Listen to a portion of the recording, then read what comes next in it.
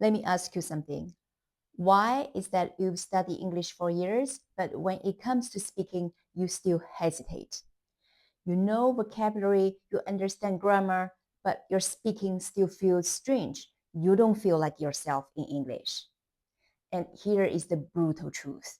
The problem is not your English, it's the identity. And it's deeper than you think. Most people say, I'm learning English. Hmm, well, sounds normal. But this creates a hidden problem. When you see yourself as a learner, you wait until you're ready. You try to be correct. You avoid mistakes. You're protecting your image. But real communication doesn't work like that. Real conversation is messy, fast, and unpredictable. And here is the deeper layer most people don't talk about. Language is not just a tool, it's an important part of your identity. When you start learning English, something interesting happens. You're not just learning the new words, you're slowly becoming a different version of yourself. In some cases, especially you use English a lot, you might feel less connected to your native language or less expressive to your native culture or even becoming more connected to English or somewhere between the two identities. And this feels really uncomfortable. And some people even experience this. They move to a new environment, they use English every day, and slowly the original language becomes weaker, the cultural connection feels distant.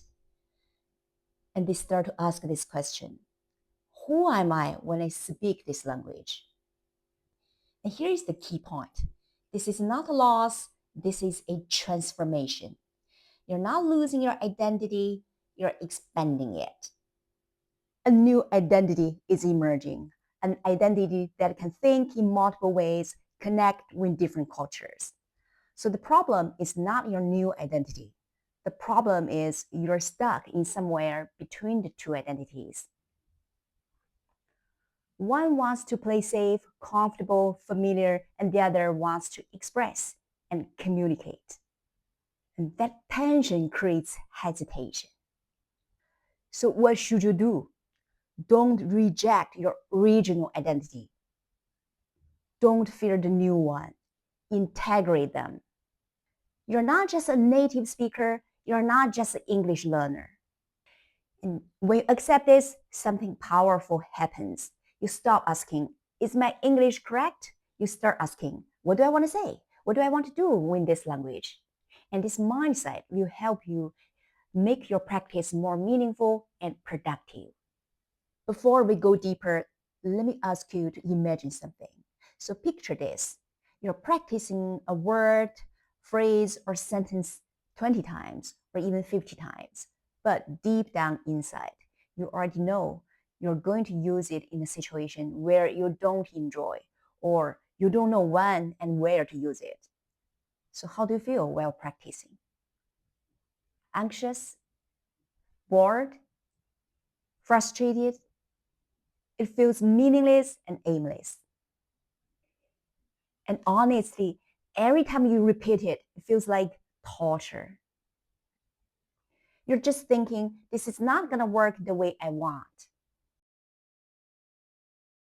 And now let's flip it.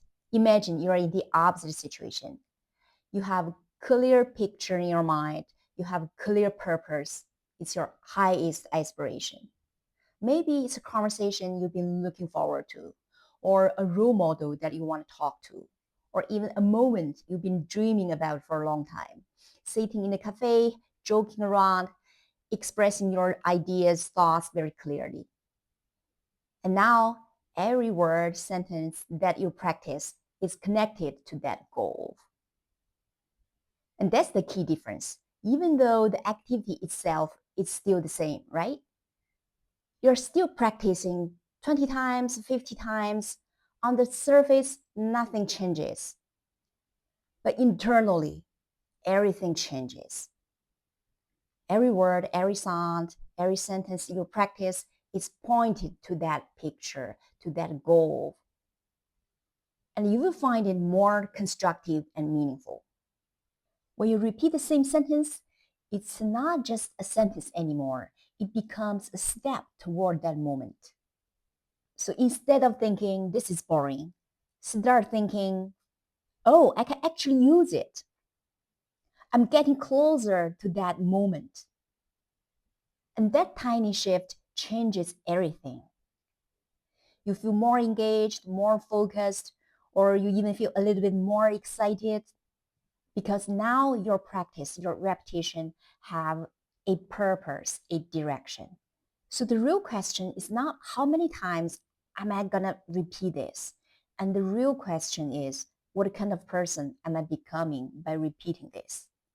Because once your identity becomes clear, repetition is not something you force yourself to do.